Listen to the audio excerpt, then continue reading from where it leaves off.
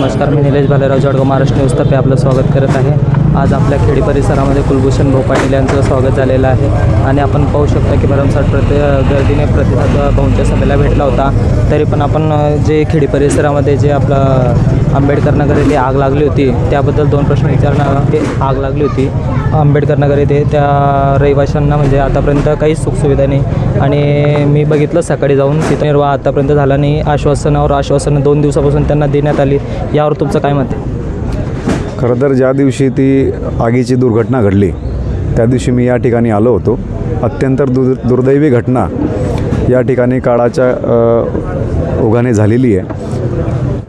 या ठिकाणी ज्यांचं नुकसान झालेलं आहे त्या सर्वांना मी त्या दिवशी धीर पण दिला होता।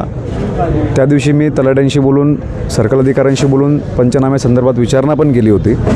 मला असं सांगण्यात आलं होतं की त्यांचे पंचनामे या ठिकाणी झालेले आहे, शासन स्तरावरून त्यांना जी काही मदत मिळेल ती मिळेल, परंतु निश्चित त्यांना या ठिकाणी त्यांचे उद्ध्वस्त झालेले संसार हे पुन्हा नव्याने उभ्या करण्यासाठी आणि त्यांच्या भविष्यातील येणाऱ्या सर्व अडचणी दूर होण्यासाठी, त्यांच्या मुलाबाळांच्या भविष्यासाठी आणि त्यांचा संसाराचा राडगाडा योग्य पद्धतीने चालण्यासाठी त्यांना जी काही मदत या ठिकाणी लागणार आहे, त्यांच्या घरांच्या संदर्भातली असेल, भांड्यांच्या संदर्भातली असेल किंवा त्यांच्या दैनंदिन कामांच्या संदर्भातली असेल, दैनंदिन वस्तूंच्या संदर्भातली असेल, या ठिकाणी आम्ही त्यांना देण्याचं या ठिकाणी यांना मी इथले खेडीतले कार्यकर्ते नितीन भाऊ यांच्याकडे विचारणा केली होती।